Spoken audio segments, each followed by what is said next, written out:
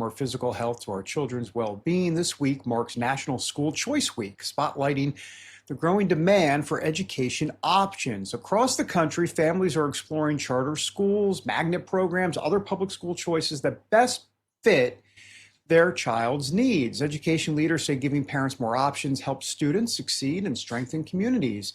Events and school choice fairs are being held nationwide throughout the week. And to discuss this more, let's bring in the founder and CEO of the Center for Education Reform and also the YAS Center for Education. That would be Jeanne Allen. Jeanne, thanks for being here this morning. Boy, the work you've done. You started in the Reagan administration then you founded, I think, the first education policy center at the Heritage Foundation. You've been at this a very long time, and I'm curious to see where things are at today compared to where things were back in the day, if you will. Give us the lay of the land this morning. David, thank you. Good morning, Dr. Jeanne, as well. It is so exciting to see what's happening. Back in like 1991, not to really age myself, we were just seeing the beginning of school choice in Milwaukee. African-American Democrat Polly Williams partnering with then Governor Tommy Thompson and getting called all sorts of names because somehow we were going to destroy the public school system. Flash forward some 40 years, and we are looking at an incredible array of pluralistic options for kids that exist, from private school choices that expanded from Milwaukee to statewide Wisconsin, to 18 additional states that provide some form of money following kids throughout the state, another 10 that have smaller programs, 47 states with charter school laws. By the way, the best news, public school districts that are now competing, which was the point. And that's just in a few short decades compared to the 160 years it took for us to get into the mess that we know to be the traditional system that's been failing kids. So it's exciting to watch. We are impatient, however. We think tomorrow every child should have money following them to the school of their choice, because at the end of the day, we do not have time to waste. And that's the whole point about why folks came together several years ago and created this celebratory week. As a lifelong homeschool mother, I'm seeing now things where like the money is following the child even into homeschooling, which I think is fantastic.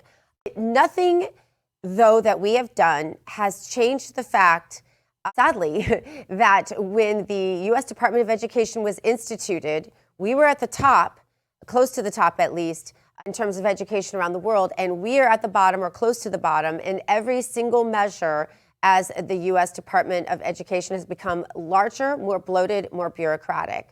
This is why I homeschooled. This is why a lot of folks homeschool. We are looking, though, at some big changes. So spell out for us, Jeanne, because you're just inside and out. Spell out for us the results. Spell out for us the testing scores, the actual, what differences it's made in the lives of real children, and what the education department, I think it needs to be abolished. It isn't part of our constitutional rights as Americans. It isn't something that our federal government is supposed to be into to begin with. Talk about those things. At one point in time, I have to tell you that when we would talk about this years ago at Heritage, and even in the beginning of my founding CER, people would talk about abolishing the department. And I'd been there, right? I'd seen the belly of the beast.